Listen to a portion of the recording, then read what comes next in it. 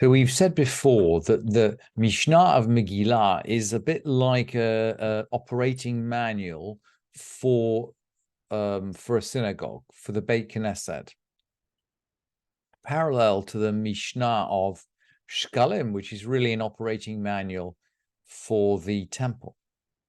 So we're in Galut. We need a mirror image of Mishnah Shkalim. We need one for the synagogue, and it's here in Mishnah Megillah, I guess, because the Megillah is given in Galut. So the festival of Purim symbolizes in some way our existence in Galut.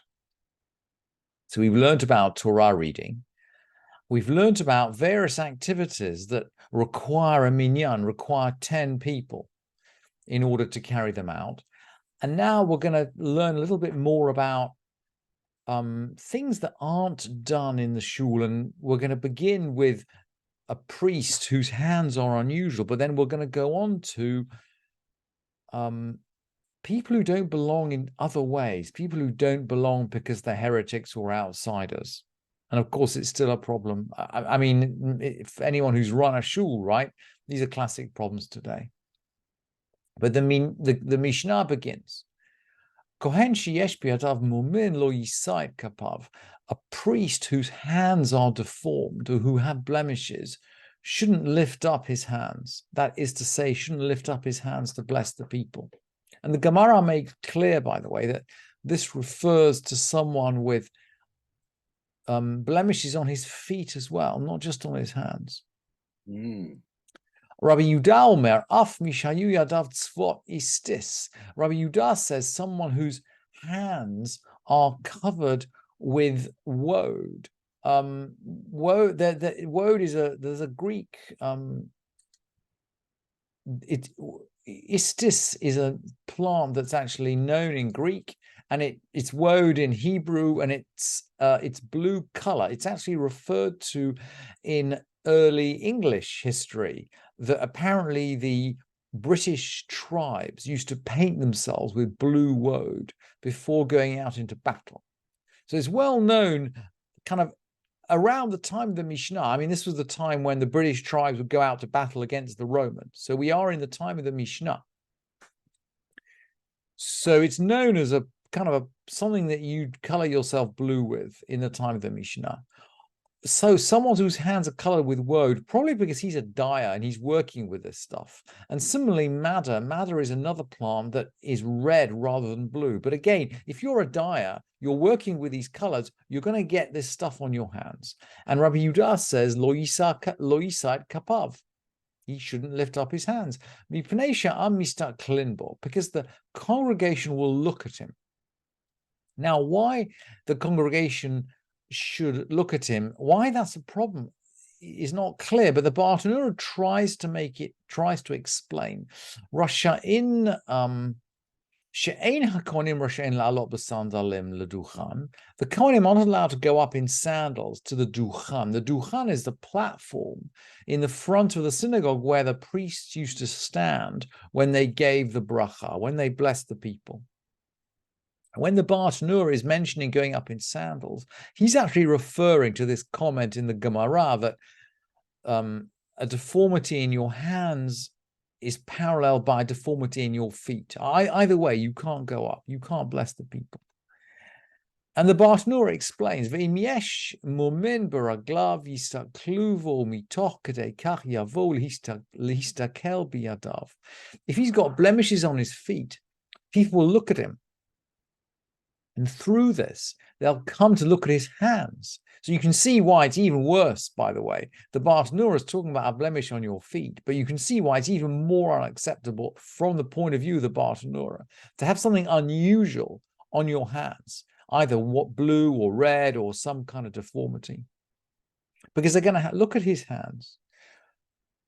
V'hamistakel b'kohanim k'shonesim kapehem einav kehot. And someone who looks at the Kohanim when they raise their hands, their eyes will become dim.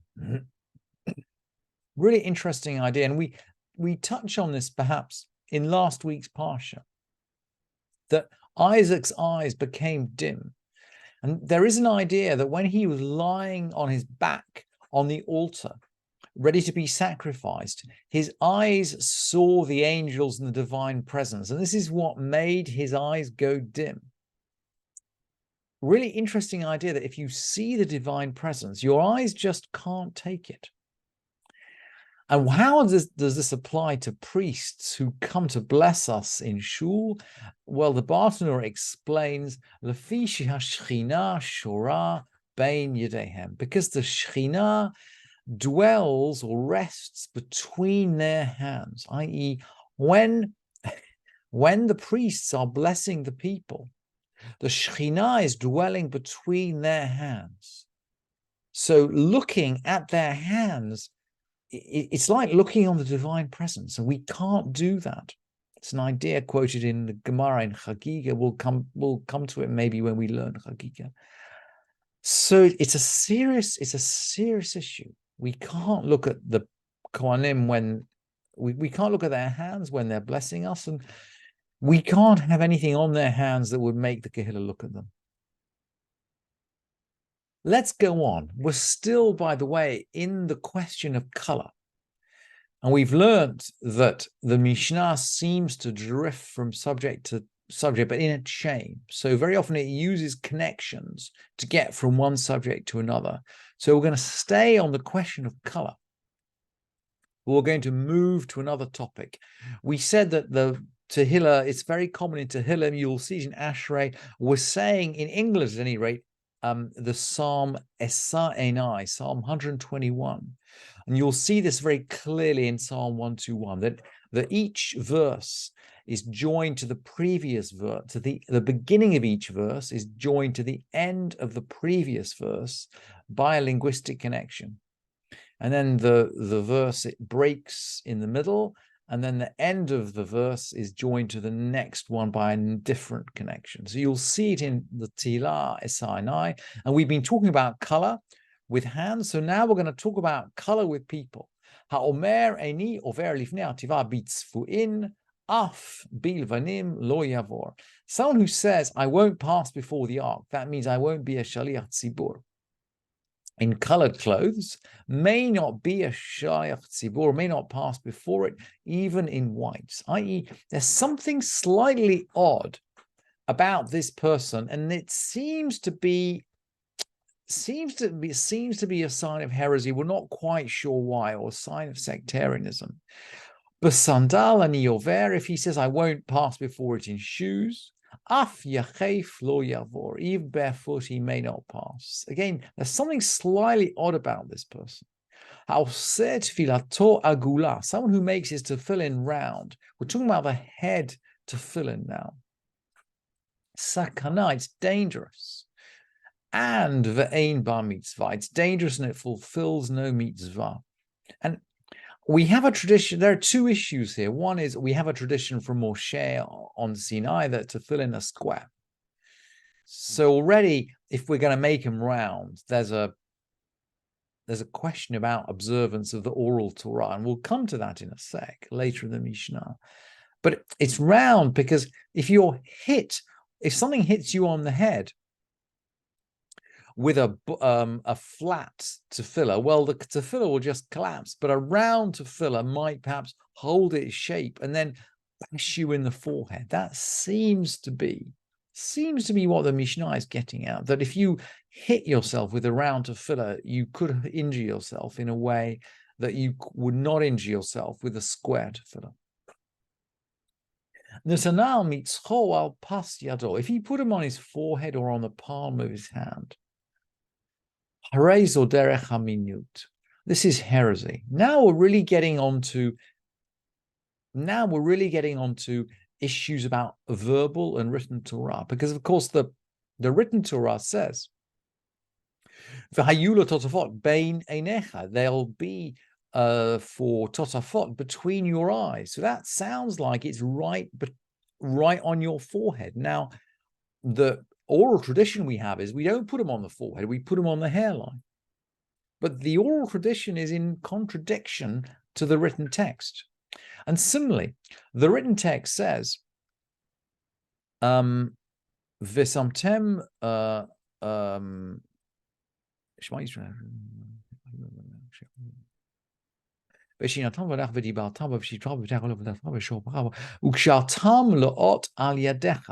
you shall hold them, you shall tie them as a sign on your hand.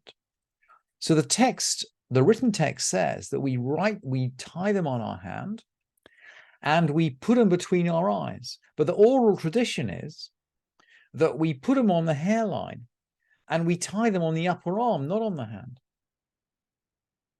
So someone who puts them on his forehead, on his hand, he's someone who doesn't believe in the oral tradition. He's like a Karaite.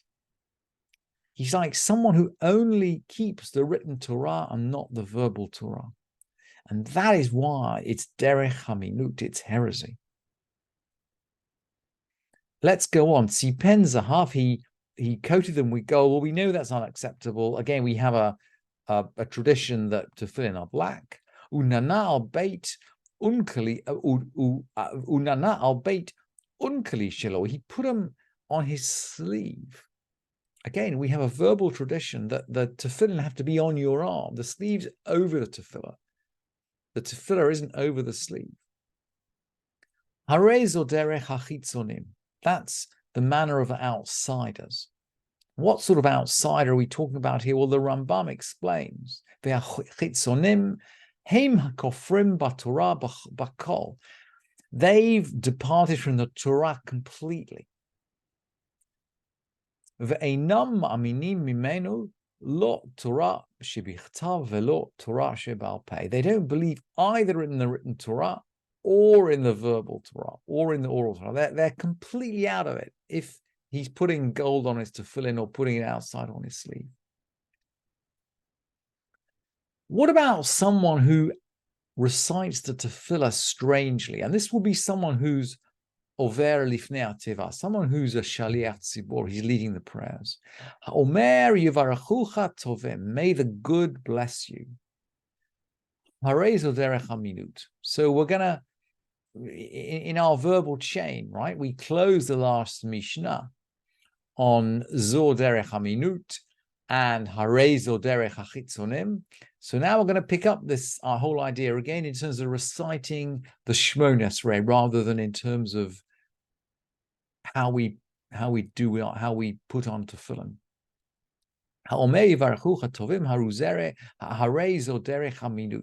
Someone who says, may the good bless you, behold, this is the way of heresy. Because we have an idea that God creates good and bad. And we make a bracha over good and over bad. Or we make a bracha over bad and over good. We don't carve off just the good. So that's why this is heresy. May your mercy reach the nest of a bird. Well, of course, there are specific mitzvot related to protecting birds' nests. We have to scare the mother bird away before we take the eggs.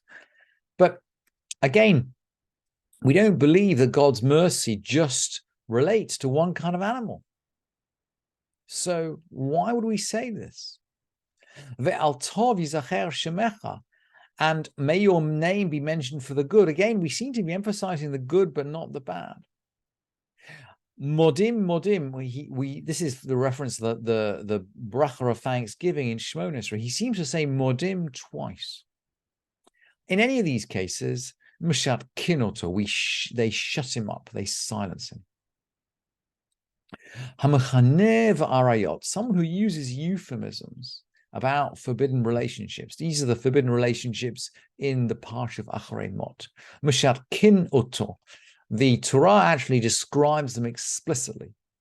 Someone uncovering the nakedness of their father's wife or their mother. The Torah describes them explicitly, and even though they might be, we might find them upsetting or disturbing, we don't gloss over them with euphemisms.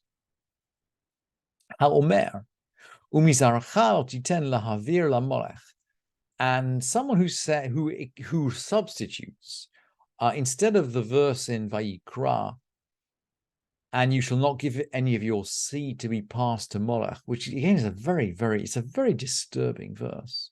Someone who replaces it with umizarachaloti ten abra ba'aramuta.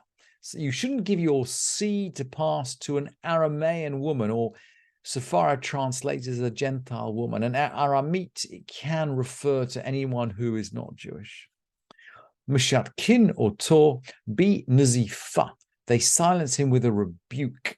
So this is not someone who's just using euphemisms while reading the Torah, but he's actually changing the Torah. We can't have that in shul. We shut him up with a